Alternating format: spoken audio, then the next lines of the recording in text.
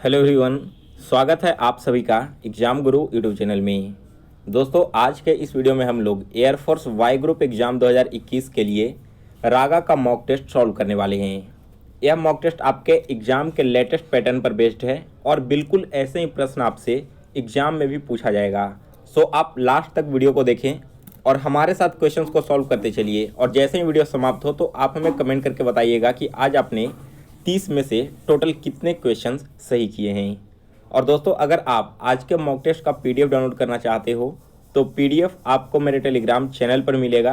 Telegram channel का link मैंने इस वीडियो के डिस्क्रिप्शन बॉक्स में दे दिया है, तो आप वीडियो देखने के बाद वहां से चैनल ज्वाइन करके इसे डाउनलोड कर लेना।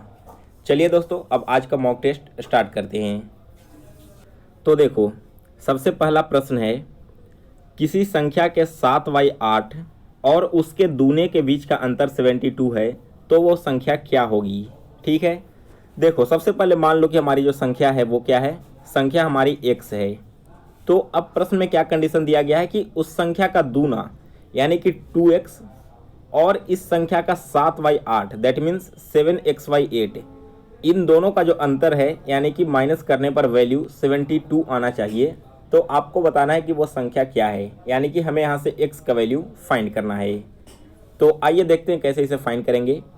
2x minus 7x/8 equal to 72 है। इसे यहाँ पर सॉल्व करोगे तो 8 एलसीएम लोगे, यहाँ होगा 16x minus 7x that means 9x/8 का वैल्यू आपका क्या हो जाएगा, 72 हो जाएगा। तो x का वैल्यू यहाँ से क्या होगा, 72 इंटू 8 डिवाइडेड बाई 9। तो 9 से यह कैंसिल होगा यहाँ पर 8 टाइम्स, और 8 में 8 से मल्टीप्लाई करोगे तो आपको मिलेगा 64। दैट मीन्स कि इस क्वेश्चन का ऑप्शन सी करेक्ट आंसर है। ठीक है, ये क्वेश्चन बिल्कुल अच्छे से समझ में आ गया आप सभी लोगों को। चलिए आगे बढ़ते हैं सेकंड क्वेश्चन की ओर। तो दूसरा प्रश्न है हमारा, यदि 2 का पावर x प्लस 3 इक्वल हो 32 के तो 3 का पावर x प्लस 1 का मान क्या होगा। यहाँ देखो 2 का पावर x प्लस 3 है, तो हमें क्या करना है, 32 को इस तरह से लिखा जाना चाहिए कि 2 का कोई पावर के फॉर्म में आ जाए। तो अगर आप 2 का पावर 5 लिखते हो दैट मीन्स कि 2 को अगर आप 5 बार मल्टीप्लाई करते हो तो आपको क्या मिल जाता है, आपको मिलता है 32। तो हम यहाँ पर कैसे लिखेंगे, 2 to the power x plus 3 equal to, यहाँ पर 32 की जगह 2 टू द पावर 5 लिख सकते हैं। तो अब देखो, अगर आपका बेस समान होता है ना तो इसका जो ऊपर में पावर दिया हुआ है वो भी समान हो जाता है। दैट मीन्स x प्लस 3 किसके इक्विवेलेंट होगा, यह इक्विवेलेंट हो जाएगा 5 के। तो यहाँ से x का वैल्यू हम फाइंड कर सकते हैं कि हमारा x का वैल्यू 2 आएगा।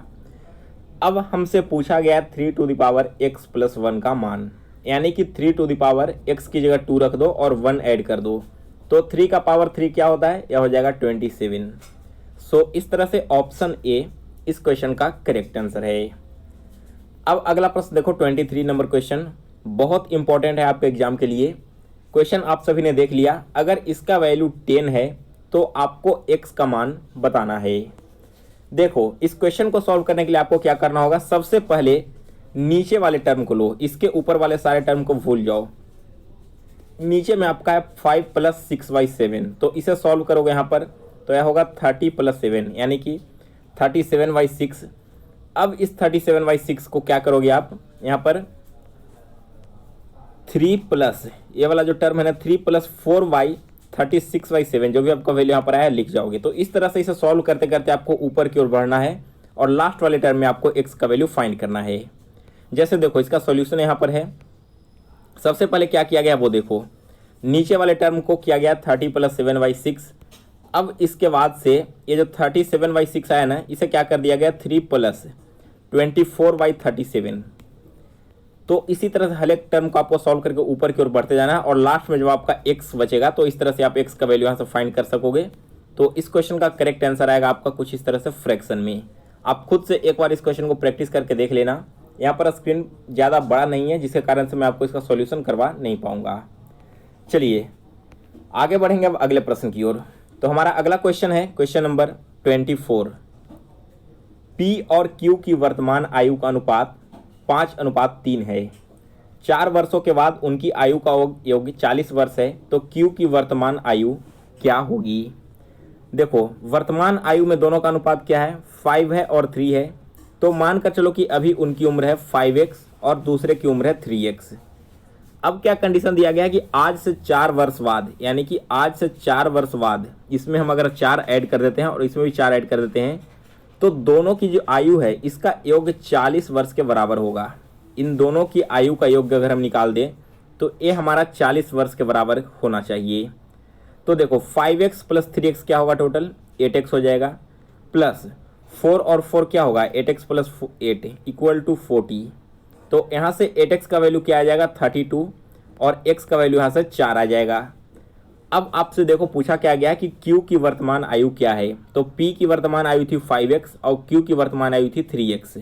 x का वैल्यू हमने पता कर लिया है 4 होना चाहिए, तो यहाँ पर 3 गुना 4 कर दो 12 साल, यानी कि दोस्तों अभी वर्तमान में q की आयु 12 साल है। ऑप्शन बी इस क्वेश्चन का करेक्ट आंसर है। और अगर p की आयु पूछा जाए तो यहाँ पर 5 इंटू 4 कर दो 20 ईयर्स हो जाएगा। इसके बाद अगला क्वेश्चन देखते हैं, क्वेश्चन नंबर 25। एक आदमी एक शहर से दूसरे शहर 8 किलोमीटर प्रति घंटा की चाल से जाता है और 6 किलोमीटर प्रति घंटा की चाल से वापस आ जाता है, तो पूरी यात्रा में उसकी औसत चाल क्या रही होगी। ठीक है, देखो यहाँ पर एक व्यक्ति है जो सबसे पहले एक शहर से, मान लो शहर ए है और ये शहर बी है, शहर ए से शहर बी 8 किलोमीटर पर आवर की रफ्तार से जा रहा है और बी से वापस ए की ओर आ रहा है 6 किलोमीटर पर आवर की रफ्तार से। तो एवरेज स्पीड पता करना है। दोस्तों जब भी किसी दो दूरी के बीच का जो दूरी है, यानी कि जो डिस्टेंस है दो शहरों के बीच का, वो अगर इक्वल हो और आपसे एवरेज स्पीड पूछा जाए तब आपको फॉर्मूला यूज करना होता है 2 into X into Y divided by X plus Y, जहाँ पर x आपका पहला चाल है और y दूसरा चाल है। तो 2 इंटू 8 इंटू 6 करेंगे और नीचे में क्या हो जाएगा 8 प्लस 6 14। अब इसे कैंसिल करो तो 2 से 14 कैंसिल होगा 7 टाइम्स में और ऊपर मल्टीप्लाई होगा 8 इंटू 6, तो क्या हो जाएगा, ये हो जाएगा आपका 48/7। आप इसे फ्रैक्शन में कर दोगे 48/7 को, तो यह आएगा 6 इंटू 6/7। सो इस क्वेश्चन का डी ऑप्शन करेक्ट आंसर है, इनमें से कोई नहीं। करेक्ट आंसर हो जाएगा आपका 6.6/7 किलोमीटर प्रति घंटा। नेक्स्ट इसके बाद क्वेश्चन नंबर 26 है, प्रथम n संख्याओं के घनों का औसत क्या होगा। देखो यहाँ पर फॉर्मूला आपको बताना है, तो जब भी प्रथम n संख्या के क्यूब का एवरेज निकालना हो तो फॉर्मूला यूज करना होता है 2n इंटू n+1 का स्क्वायर। इस क्वेश्चन का सी ऑप्शन करेक्ट आंसर है। और देखो इस फॉर्मूले से क्वेश्चन कैसे पूछा जा सकता है एग्जाम में, जैसे पूछ लिया जाएगा कि प्रथम 10 संख्याओं का जो क्यूब है उसका एवरेज आपको बताना है, तो अगर आप वहाँ पर हर एक नंबर का क्यूब निकालोगे फिर इसको ऐड करके एवरेज निकालोगे तो काफ़ी टाइम लग जाएगा। आप केवल n की जगह इस 10 को पुट कर देना तो इसका वैल्यू निकल कर यहाँ पर चला आएगा। चलिए इसके बाद देखेंगे क्वेश्चन नंबर 27 है, यदि a/v का मान 4/7 है, b/c का मान 14/15 है तथा c/d का मान 5/6 है, तो a और d का मान क्या होगा। इस तरह के क्वेश्चन को सॉल्व करने के लिए देखिए आपको क्या करना है। सबसे पहले देखो जितने भी टर्म यहाँ पर दिए गए हैं a, b, c और d, इसे आप लिख लो। a हो गया, b, c और d। अब देखो a और b का मान क्या है, a और b का मान है 4/7, b और c का मान क्या है 14/15, तो b के नीचे 14, c के नीचे 15 लिख दो। और c और d का मान क्या है 5/6, तो c के नीचे हमने 5 लिख दिया और d के नीचे हमने 6 लिख दिया। अब देखो सबसे ऊपर वाले टर्म में 7 के राइट साइड में जितने भी खाली स्थान है वहाँ पर आपको 7 लिख देना है, 15 के राइट साइड में जो भी खाली स्थान है वहाँ 15 और 14 के लेफ्ट साइड में जो भी खाली स्थान है 14 लिख देना है। और सबसे नीचे वाले टर्म में 5 के लेफ्ट साइड में जितने भी खाली टर्म है इसमें 5 आप लिख दो, तो a के सामने एक टर्म आ गया पूरा, इसी तरह से d के सामने भी अपना अपना टर्म आ गया है। अब आपको वैल्यू फाइंड करना है a और d का, तो a का वैल्यू कैसे निकलेगा 17 यहाँ पर 17 नहीं, a ऊपर लिखा हुआ था, 4 गुना 14 गुना 5, इन तीनों को मल्टीप्लाई करो, यह हो जाएगा आपका 280 और इधर कर दोगे 7 गुना 15 गुना 6, तो यह हो जाएगा 630। इसे आप यहाँ पर कैंसिल करो, तो कैंसिल करने पर क्या मिलेगा, एक शून्य से एक शून्य कैंसिल, 7 से 28 4 बार में और 7 से 63 9 बार में, यानी कि a/d का वैल्यू है 4/9। सी ऑप्शन इस क्वेश्चन का करेक्ट आंसर है। अगला क्वेश्चन है 28 नंबर, ₹48 प्रति किलोग्राम और ₹32 प्रति किलोग्राम की चाय किस अनुपात में मिलाया जाए कि मिश्रण का मूल्य ₹36 प्रति किलोग्राम हो जाए। देखो यहाँ पर दो तरह के चाय हैं, एक है ₹48 पर केजी और दूसरा है ₹32 पर केजी। दोनों को लिख दो, सबसे पहले 48 लिख दो, इसके बाद 32 लिख दो। अब देखो दोनों को मिलाने के बाद जो मिश्रण का मूल्य है वो एक होकर हो जाना चाहिए ₹36, तो यहाँ पर आप 36 लिख दो। अब क्या करना है आपको, इस बात को ध्यान से समझना, सारा खेल यहीं पर है। 48 में से 36 को आप माइनस कर दो तो क्या आपको मिलेगा, यहाँ पर आपको मिल जाएगा 12, और इधर 36 में से 32 को आप माइनस करोगे तो इधर आपको मिल जाएगा 4। जो यहाँ पर वैल्यू आपको आया है ना माइनस करके 4 और 12, यही इसका रेशियो हो जाएगा। तो 4 और 12 को जो आप सॉर्ट करोगे तो क्या हो जाएगा, 1:3। इस क्वेश्चन का ऑप्शन ए करेक्ट आंसर है। नेक्स्ट इसके बाद क्वेश्चन नंबर 29। यदि ₹4 में 3 नींबू खरीद कर ₹3 में 4 नींबू बेचे जाएं तो प्रतिशत हानि क्या होगी। देखो इस क्वेश्चन को सॉल्व करने का एक बहुत ही छोटा सा फॉर्मूला है। अगर इस तरह के वाइस वर्सा वाले क्वेश्चन दिए हुए हों, यानी कि ₹4 में 3 नींबू और ₹3 में 4 नींबू, और आपको अगर प्रतिशत हानि यानी कि लॉस परसेंट फाइंड करना हो तो फॉर्मूला यूज करना होता है a² - b² divided upon a² into 100, जहाँ पर a आपका 4 है और b आपका 3 है। तो 4 का स्क्वायर 16 माइनस 3 का स्क्वायर 9 डिवाइडेड बाई 4 का स्क्वायर इंटू 100। ऊपर में हो जाएगा 7/16 और इधर हो जाएगा आपका इंटू में 100। इसे सॉल्व करोगे तो यह आएगा टोटल 43.3/4%, यानी कि बी ऑप्शन इस क्वेश्चन का करेक्ट आंसर है। अगला क्वेश्चन है इसके बाद क्वेश्चन नंबर 30। 5 पुरुष अथवा 8 महिलाएं किसी कार्य को 12 दिनों में कर सकते हैं तो उसी कार्य को 2 पुरुष एवं 4 महिलाएं कितने दिनों में करेंगे। देखो इस क्वेश्चन को कैसे सॉल्व किया जाता है। जब भी ऐसे पुरुष और महिला दी हुई रहे पहले से और बाद में आपसे पूछा जाए कि कितने पुरुष और कितने महिलाएं कितने दिनों में काम को करेंगे, तो आपको क्या करना है कि यहाँ पर पुरुष और महिला का जो इक्वेशन है उसे इक्वल कर लेना होगा। यानी कि आपको यह पता कर लेना होगा कि एक पुरुष के बदले कितनी महिलाएं सक्षम हैं या फिर एक महिला के बदले कितनी पुरुष सक्षम हैं। तो इस तरह से हमें एक टर्म मिल जाएगा, केवल पुरुष या फिर केवल महिलाएं, तो उसके अनुसार से क्वेश्चन को सॉल्व करेंगे। देखो इसके सॉल्यूशन को देखकर आपको बिल्कुल अच्छे से समझ में आ जाएगा मैं क्या कहना चाह रहा हूँ। यहाँ देखो सबसे पहले क्या कहा गया है कि 5 पुरुष या 8 महिलाएं किसी काम को कितने दिन में कर रही है, 12 दिन में कर रही है। तो हम कह सकते हैं कि 5 जो हमारे मेन हुए वो कितने के इक्वल हैं, 8 वुमेन के इक्वल हैं। क्वेश्चन में हमसे क्या कहा गया कि 4 महिलाएं कितने के इक्विवेलेंट होंगी, ठीक है ना। अगर 8 वुमेन इक्विवेलेंट है 5 मेन के, तो 4 वुमेन किसके इक्विवेलेंट होगी, 5/2 मेन के। कैसे होगी, क्योंकि यहाँ पर हमने 8 का आधा कर दिया तो 5 का भी आधा हमें करना होगा ना।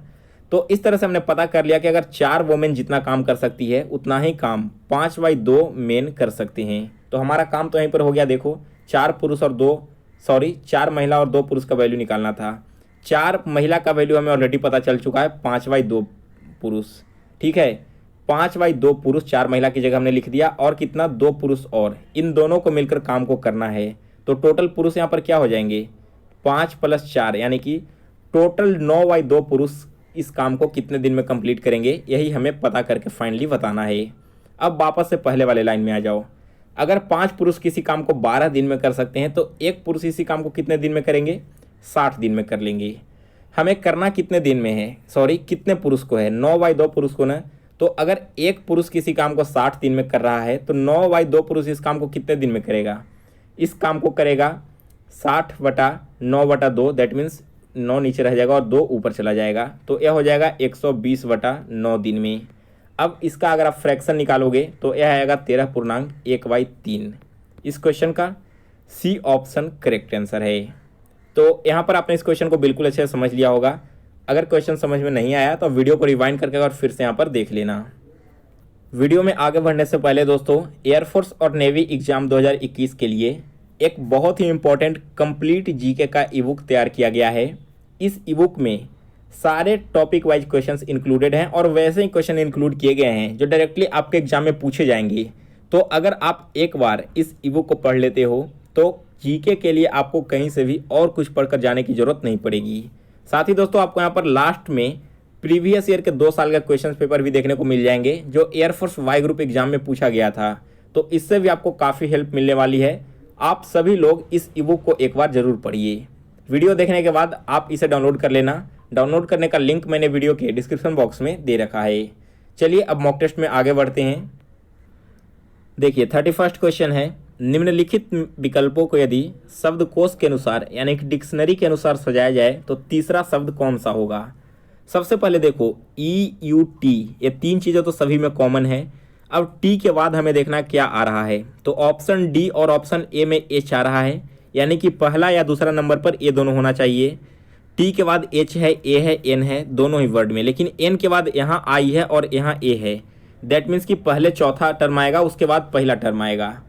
अब हमें तीसरे स्थान पर पता करना है ना कि तीसरे वाले पर कौन सा टर्म आने वाला है। तो देखो U E T R O P H, यहाँ तक तो आई तक बिल्कुल कॉमन है दोनों में। इसके बाद सी इसमें भी कॉमन है, सी इसमें भी कॉमन है, लेकिन ए सी के साथ खत्म हो जा रहा है, ए सी के बाद आगे भी बढ़ रहा है। दैट मीन्स कि तीसरे नंबर पर आपका ऑप्शन बी आएगा और चौथे नंबर पर आपका ऑप्शन सी आएगा। तो हमें पता करना था तीसरे नंबर पर, यानी कि हमारा ऑप्शन बी इस क्वेश्चन का करेक्ट आंसर है।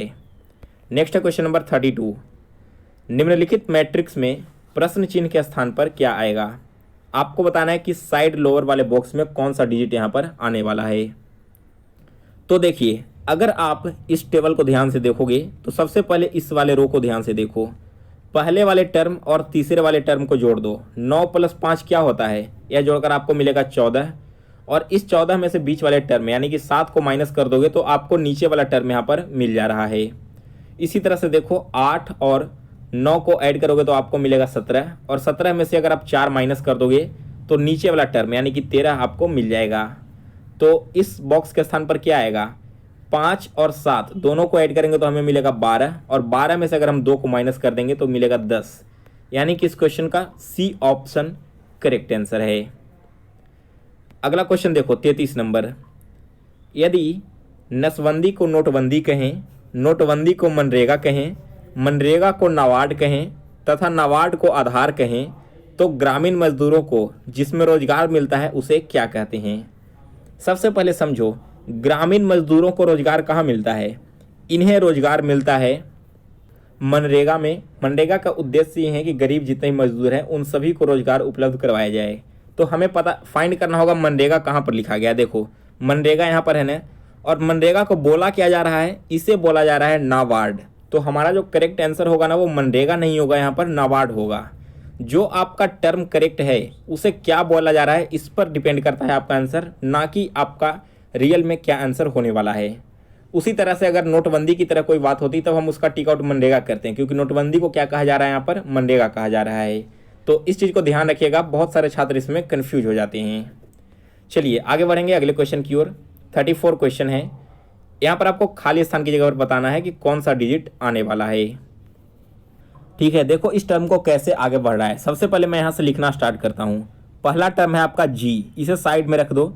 इसके बाद जे है, खाली स्थान की जगह पर आप फिल करो आई। इसके बाद ओ और 4 और जी है। ठीक है, इतना क्लियर हो गया। इसके बाद फिर से स्लैश दो, अगला टर्म यहाँ से शुरू होता है जे से, तो जे आई, फिर से आपका आएगा 0 4 जी। तो इसी तरह से टर्म आगे बढ़ते चला जा रहा है। अगर आप डी ऑप्शन को इसमें पुट करोगे तो आपका करेक्ट आंसर आ जाएगा।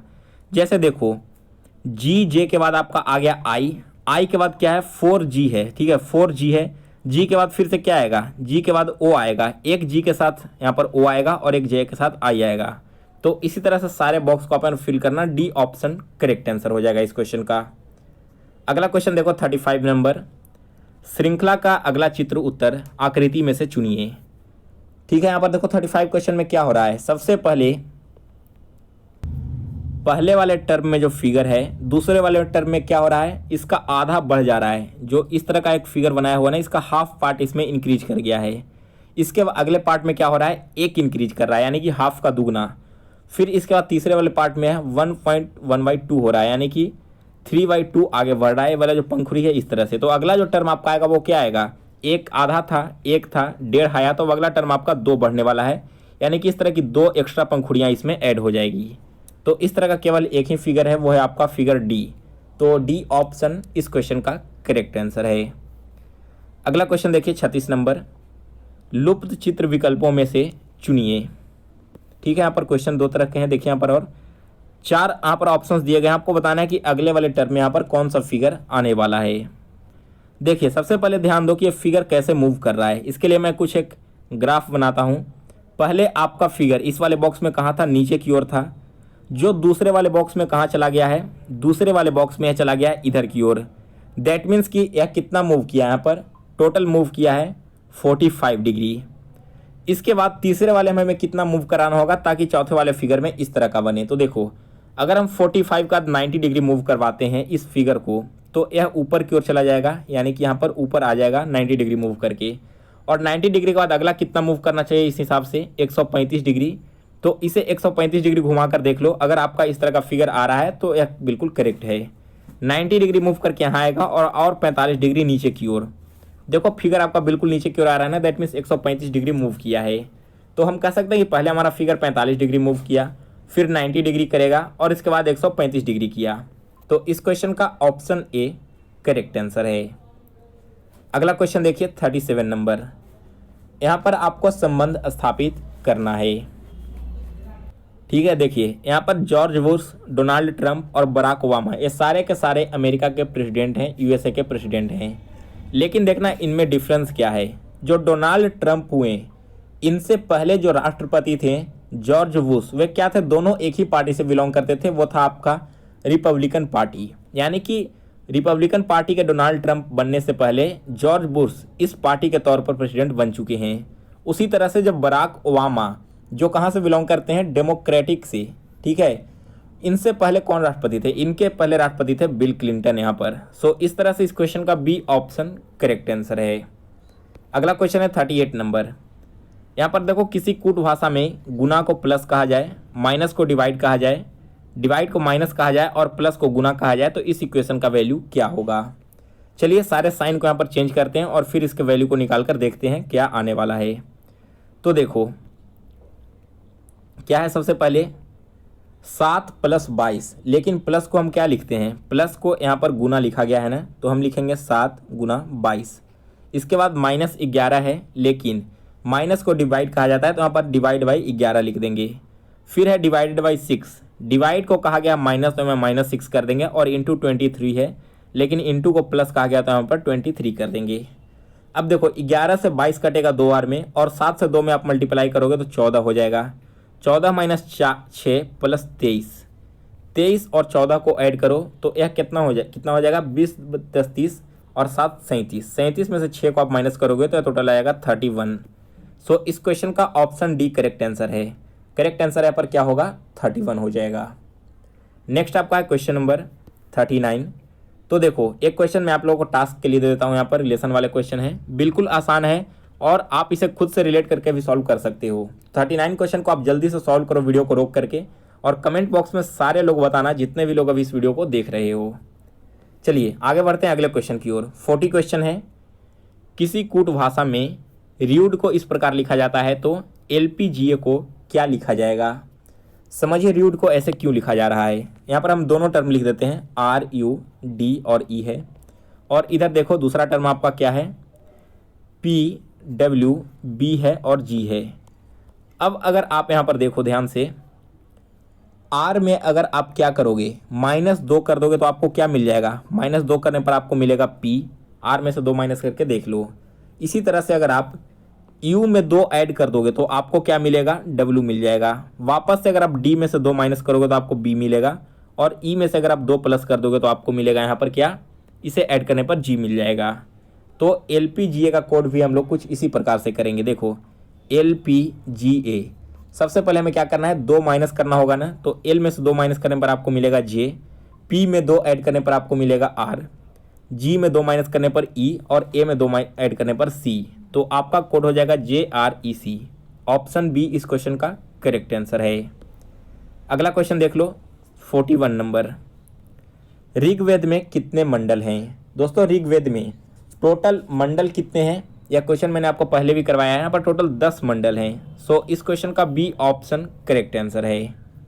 42 क्वेश्चन है, पानीपत का प्रथम लड़ाई में बाबर ने किसे पराजित किया था। दोस्तों पानीपत का पहला युद्ध हुआ था बाबर और इब्राहिम लोदी के बीच में, जिसमें बाबर विजयी हुआ था। नेक्स्ट क्वेश्चन नंबर 43, किस वायसराय ने कलकत्ता, बम्बई एवं मद्रास विश्वविद्यालयों की स्थापना की? कलकत्ता, बम्बई और मद्रास यूनिवर्सिटी की स्थापना की गई थी दोस्तों लॉर्ड कैनिंग के द्वारा। अगला क्वेश्चन है 44 नंबर, झीलों का देश किसे कहा जाता है? यह कहा जाता है दोस्तों फिनलैंड को। 45 नंबर है, गेहूं के उत्पादन का सबसे बड़ा देश कौन सा है, यानी कहाँ सबसे ज़्यादा गेहूं का उत्पादन होता है? तो इस मामले में दोस्तों पहले नंबर पर है चीन देश। अगला क्वेश्चन है 46 नंबर, मात्सुंग हिमानी से उद्मित नदी कौन सी है? तो दोस्तों यहाँ से उद्मित नदी का नाम है घाघर नदी, यानी कि बी ऑप्शन इस क्वेश्चन का करेक्ट आंसर है। 47 क्वेश्चन है, किस विटामिन की कमी से सामान्य जनन प्रभावित होता है? दोस्तों विटामिन ई की कमी से जो सामान्य जनन होती है ना, रिप्रोडक्शन होता है, यह प्रभावित होता है। 48 क्वेश्चन है, राष्ट्रीय रासायनिक प्रयोगशाला कहाँ में स्थित है? यह स्थित है दोस्तों पुणे में, यानी कि बी ऑप्शन इस क्वेश्चन का करेक्ट आंसर है। 49 नंबर क्वेश्चन है, विश्व विद्यार्थी दिवस कब मनाया जाता है? यह मनाया जाता है दोस्तों 17 नवंबर को। और लास्ट क्वेश्चन है 50 नंबर, नंगा फकीर निम्न में से किसे कहा गया है? यह कहा गया है दोस्तों महात्मा गांधी को। सो गाइज आज का मॉक टेस्ट समाप्त हुआ। तो अगर आपको वीडियो पसंद आया हो तो इसे एक बार लाइक और शेयर कर दें, और जो भी लोग इस ईबुक को परचेज करना चाहते हो आप वीडियो के डिस्क्रिप्शन में दिए गए लिंक से इसे यहाँ से परचेज कर लो। अगर परचेज करने के बाद डाउनलोड करने में किसी भी तरह की परेशानी आती है तो मेरे चैनल के अबाउट सेक्शन में आपको मेरा ईमेल आईडी मिल जाएगा। उस ईमेल आईडी पर आपको मेल करना है अपने इनवॉइस स्लिप के साथ में जो आपने पेमेंट किया है, आपको मैं फिर वहाँ पर ईबुक भेज दूंगा। वैसे डाउनलोड करने में आपको किसी भी तरह की परेशानी नहीं होगी। जैसे ही आप डाउनलोड करोगे तो आपके ईमेल पर इसका लिंक चला जाएगा, वहाँ से आप इसे डाउनलोड कर लेना।